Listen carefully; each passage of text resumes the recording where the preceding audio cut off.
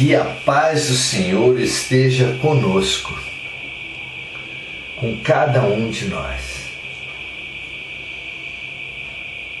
Esse bem, esse remédio para a alma, que é a paz, consiga ultrapassar as ilusões de guerra, para nos reunir, nos reconciliar, nos irmanar na consciência de família universal que Jesus veio trazer, para a conquista da qual nos ensinou a repetir: Pai Nosso, Pai Nosso, Pai Nosso. Com a boca, mas também em pensamento, mais ainda em sentimento e também em ações concretas. Precisamos contemplar a existência, entender de onde viemos, para onde vamos e como chegaremos. São sim perguntas filosóficas, mas não da filosofia das academias, das palavras complicadas, das disputas, dos títulos, das cátedras, mas da filosofia essencial. Tomado o espiritualismo como filosofia, as correntes disputam se o espiritismo seria mais religião ou mais ciência. No tripé apresentado por Kardec, filosofia, religião e ciência, e nós escolhemos hoje a filosofia. O que o Espiritismo, visto como filosofia, pode nos acrescentar? De onde viemos? Contemplando a existência toda, a nossa trajetória, dizem os Espíritos, vai do átomo ao arcanjo. Não viemos apenas dos símios, mas de todo o reino animal, como também viemos antes disso do reino vegetal e antes disso ainda do reino mineral.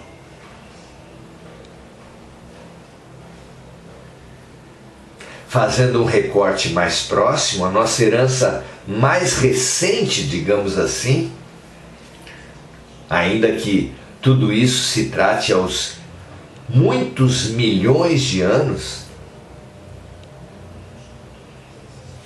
mas sim a nossa história acadêmica, a nossa história humana, conta-se por milênios, a nossa história arqueológica conta-se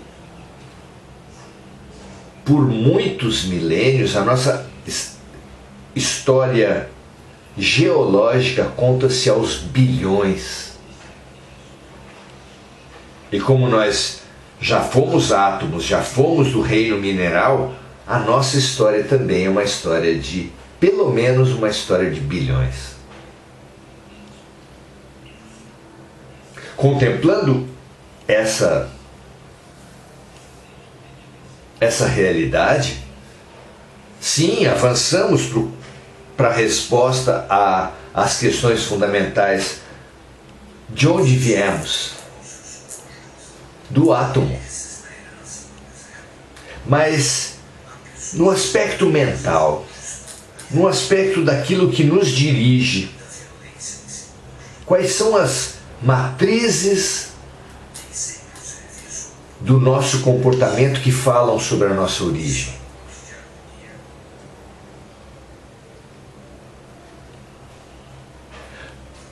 Nossa herança mais próxima é dos animais e, comportamentalmente, o que rege a atuação, a atitude dos animais é o instinto. Então, viemos dos animais, sim, mas comportamentalmente viemos do instinto. E no primeiro momento da criatura humana, no primeiro momento da passagem da criatura de Jesus, do reino animal para o hominal, quando ainda nós somos marcados pela primitividade, como a vida não dá saltos, ainda teremos uma influência muito grande do animal em nós.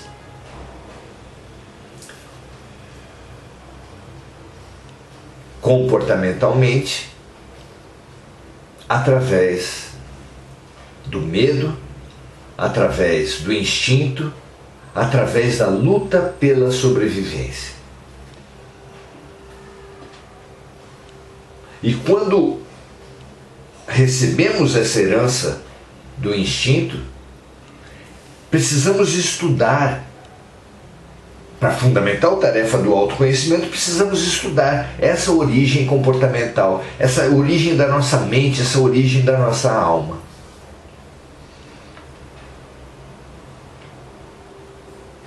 O que é o instinto, afinal? O que o instinto faz dos animais? Como eles se posicionam perante a vida? Qual o tamanho do mundo dos animais? É interessante estudar isso. A luta básica, o sentido básico que o instinto dá à vida é a luta pela sobrevivência.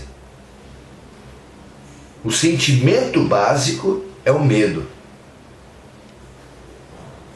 Não é interessante?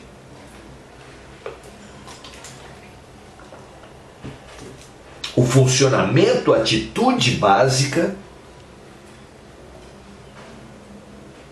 do ser regido pelo instinto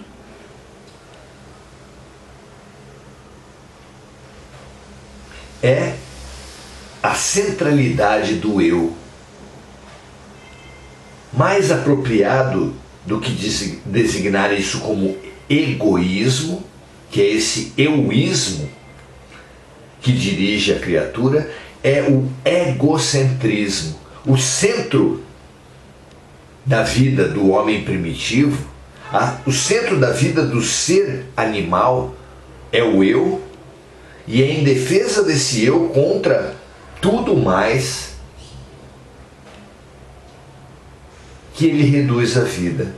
Preciso entender o que favorece a minha sobrevivência, o que ameaça a minha sobrevivência, atacar, neutralizar, fugir do que me ameaça a sobrevivência e buscar, acolher, me proteger naquilo que favorece a minha sobrevivência. A vida fica simples. O sentido da vida é continuar a existir. E a maneira de continuar a existir é atacar ou fugir daquilo que ameaça e nos acolher e aderir àquilo que nos protege. Com a passagem do reino animal para o reino hominal, como a vida não dá salto, só pode ainda prevalecer muito forte o instinto.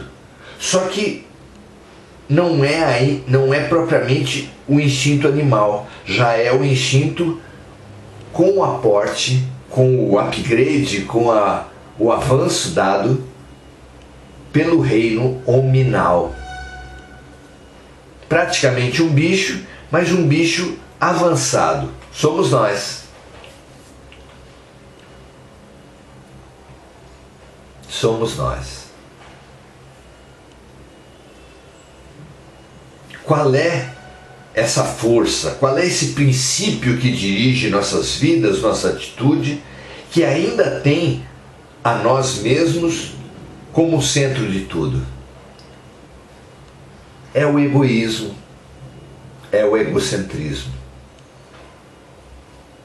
Essa questão existencial, a tarefa fundamental de onde viemos, então para onde vamos e como avançaremos da nossa origem para o nosso destino, é maravilhosamente colocada para a humanidade pelos grandes sábios, através da figura da esfinge. Não é à toa que a esfinge estava ao lado dos grandes monumentos em Gizé, a esfinge de Gizé, as pirâmides do Egito. Tem ali uma esfinge, mas as esfinges também estão por todas as principais civilizações da antiguidade. E o que são as esfinges? O que elas vieram simbolizar? A esfinge é um ser metade animal, a metade de baixo, e metade humano, a metade de cima. E atribui-se às esfinges o grande desafio que pretendia resumir o nosso desafio existencial: decifra-me ou te devoro. Fabulosa, né? A mensagem da esfinge. O que isso quer dizer para nós? Seres primitivos. Quem é essa criatura que é meio animal, meio humana? Se não exatamente o homem primitivo, que recém-passado do reino animal para o reino nominal, ainda se deixa reger pelo eu, pela busca da vantagem pessoal, pela busca da sobrevivência, pela busca da manutenção dos seus interesses, da sua vida.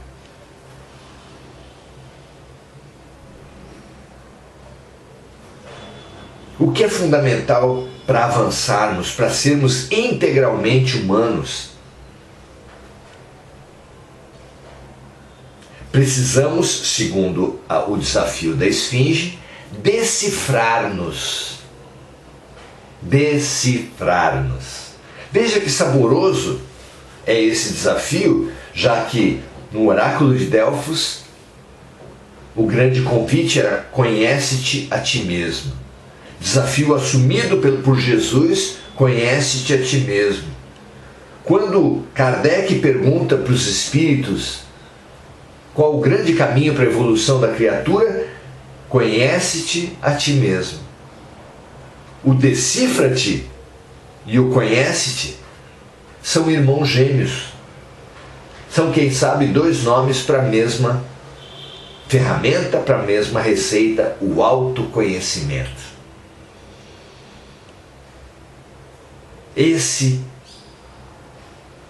Essa é a bússola, esse é o caminho, a ferramenta da nossa evolução. O que acontece com aquele que não avançar no autoconhecimento? Diz o desafio da esfinge que quem não se autoconhecer, quem não se decifrar, será devorado. Devorado. Como é essa destruição? Como é? Onde ela se dá? A quem ela se dirige? Quem nos devorará? Decifra-me ou te devoro.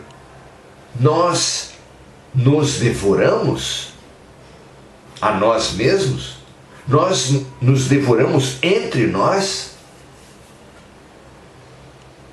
A história mostra, não deixa dúvidas. Por guerras, competições, agressões, pela própria nutrição nós nos temos devorado. A nós mesmos, lá no estágio do canibalismo, literalmente nos devorávamos. Ainda no terreno da literalidade, temos nos devorado uns aos outros através da alimentação pelos animais.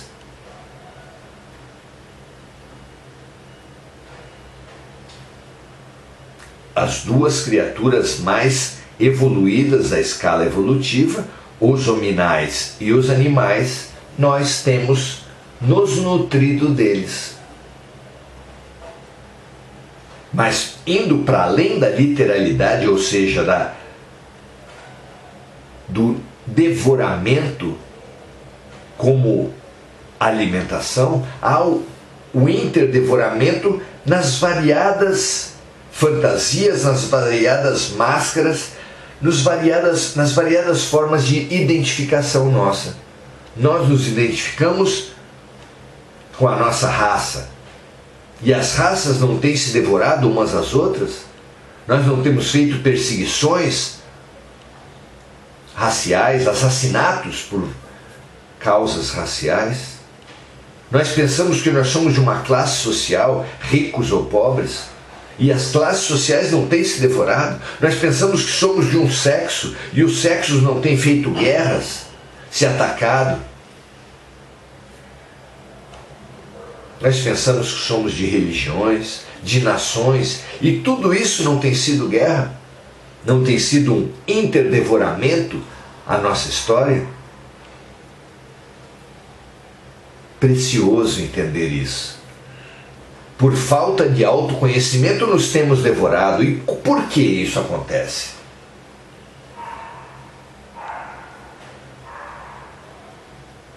Como fator fundante de toda violência, nós temos o egoísmo individual ou o egoísmo ampliado, que é essa ilusão do eu.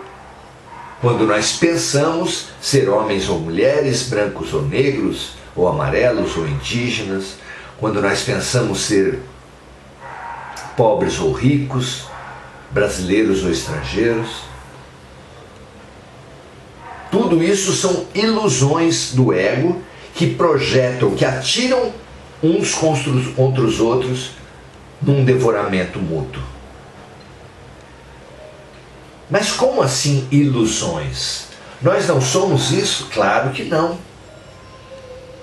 Quando nós avançamos no autoconhecimento, ou no autodeciframento, para usar a palavra do desafio da esfinge, nós percebemos que nós não somos nada disso com o que nos temos identificado, pelo que nós temos guerreado, pelo que nós temos perseguido, explorado, atacado uns aos outros.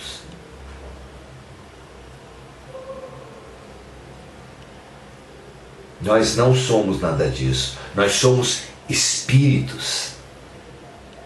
E cada avanço que nós dermos no sentido da consciência que somos espíritos apenas temporariamente numa vida, vestidos de homens, mulheres, brancos, negros, ricos ou pobres, brasileiros ou estrangeiros. Nós não somos nada disso. O que nós somos é espírito. Brancos ou negros, homens ou mulheres, ricos ou pobres, brasileiros ou estrangeiros, e todas as outras divisões são apenas roupagens temporárias de todos nós. Perceber isso mostra a precariedade das nossas identificações, a precariedade das nossas lutas, o absurdo das nossas guerras. Porque sim, um branco que humilhar negros, assim como um rico que humilhar pobres, homens que humilharem mulheres, um nacional que humilhar os estrangeiros, ele poderá tranquilamente numa outra vida nascer na outra polaridade. E assim que o machão nasce mulher, que o racista nasce negro, que o nacional nasce estrangeiro, e assim por diante. Porque são apenas roupas, às quais é um absurdo nos apegarmos. É um absurdo nos apegarmos. Qual é a pessoa que sai com uma camisa vermelha e que pretenda ser chamado por todo mundo de vermelho? Claro que não é. Qual é a pessoa que se desespera porque a sua camisa favorita puiu, fez buracos, precisa ser jogada fora?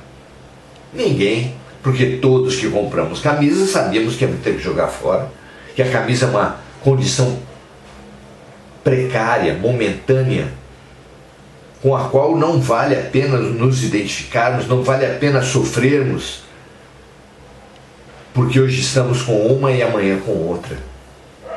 Assim é com o nosso corpo, assim é com essa multiplicidade de divisões com as quais nos identificamos. Nos conhecer em profundidade é despirmos-nos das roupas, nos desidentificarmos das condições provisórias e entrarmos, alcançarmos, conquistarmos a nossa realidade profunda. Espíritos.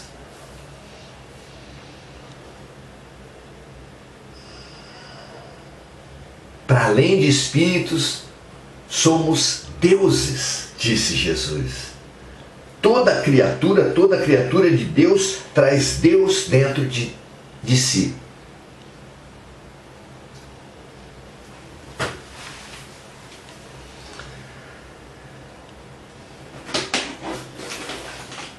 O conhecimento, o reconhecimento dessa condição de trazermos todos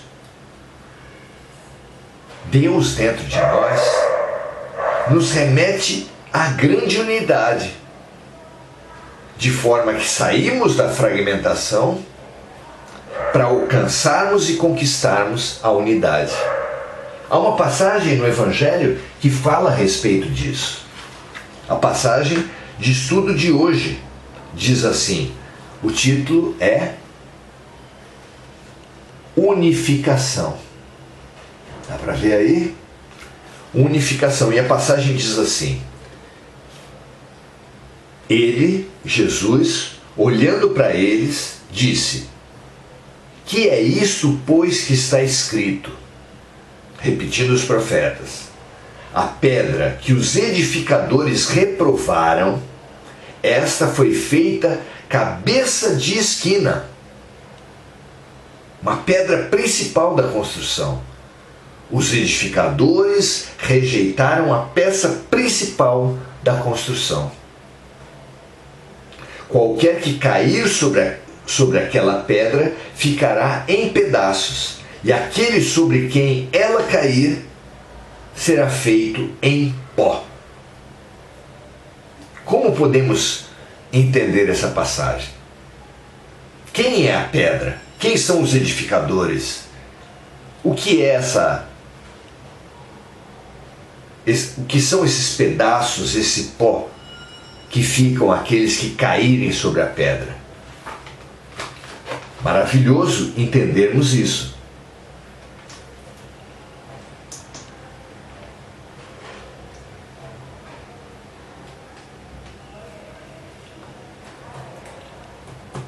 A pedra de esquina, a pedra principal que os edificadores rejeitaram, é nada mais, nada menos do que o nosso Mestre, Jesus Cristo. Ele é a pedra fundamental, a pedra angular, a pedra de esquina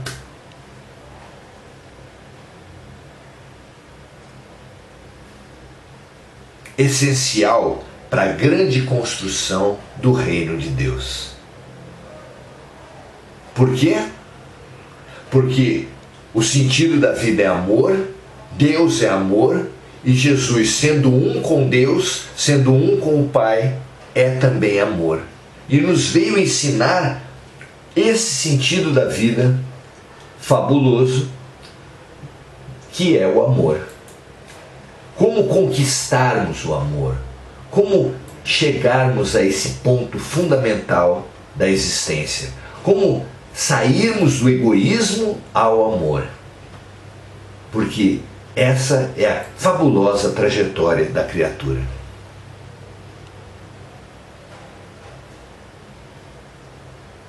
Todo aquele que atacar o amor, que agredir o amor, que rejeitar o amor, será colocado em pedaços. Porque todo aquele que rejeita o amor se entrega para o ego, para a fragmentação, para a disputa, para a guerra. Esse será feito em pedaços. Quantos pedaços nós nos tornamos? Não é? Só no campo da religião, quantas religiões existem? E dentro de cada religião existe uma multiplicidade de correntes, tendências, ordens religiosas, seitas. Quanto estamos fragmentados apenas pela religião. E depois, sem contar as ideologias políticas.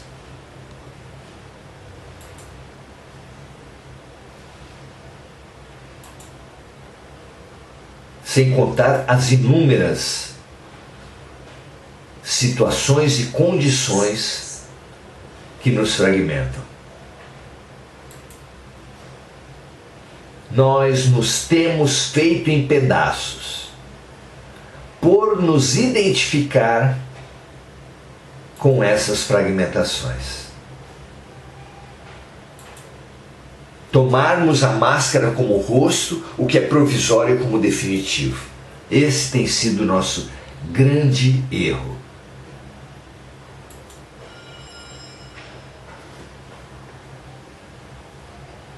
Precisamos nos redimir desse grande erro.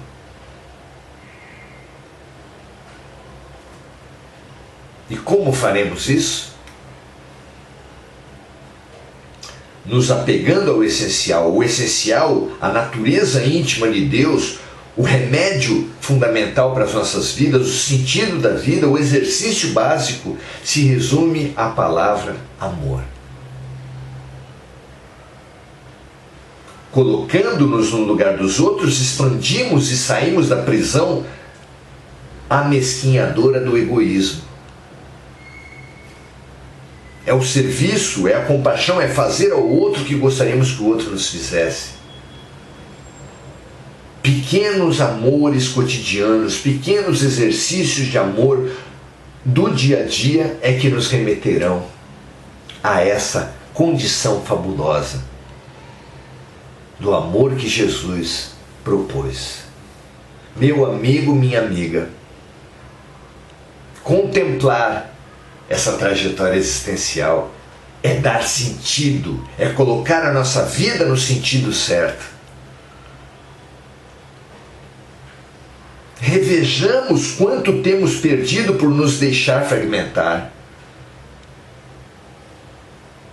em ideologias políticas, em ideologias religiosas, em múltiplas fragmentações, em ideologias raciais, sexuais. São muitas as fragmentações que nos repartiram até agora. E um é o grande caminho de todo aquele que sai da aparência e que avança no sentido da essência. Porque nós, essencialmente, somos um. Jesus disse, meu Pai e eu somos um. E Jesus é um com Deus porque Ele ama. E orientou-nos a fazer o mesmo. O mandamento maior é amar a Deus sobre todas as coisas, como quem disse, identifique-se com a sua essência e não com a aparência. Coloque o todo acima de todas as partes. Amar a Deus sobre todas as coisas é amar o todo, para muito além de todas as partes. E a gente chega a esse amor ao todo sobre todas as partes, amando a parte outro e a parte eu na sua essência, amando o próximo como a nós mesmos. O que é maravilhosamente colocado pelo Namastê, o cumprimento indiano, que diz, o Deus em mim respeita, reconhece, cumprimenta e ama o Deus que habita em você. Que esse sentido, que esse exercício fundamental do eu, que avança do egoísmo para o amor, seja assumido por cada um de nós como o grande sentido da vida. Não foi isso que Jesus ensinou? Para sermos cristãos, precisamos superar o divisionismo, a fragmentação, o pó ao que o homem se reduziu, para unirmos os fragmentos, unirmos o pó, unirmos as partes nessa totalidade que é Deus, que é o amor. Que assim seja. Coloquemo-nos nesse sentido, pelo serviço e pela compaixão, pelas práticas de fraternidade, de caridade, de solidariedade, de compaixão. Hoje, agora, imediatamente, o quanto antes. Um grande abraço, um prazer estar com cada um de vocês e até a próxima.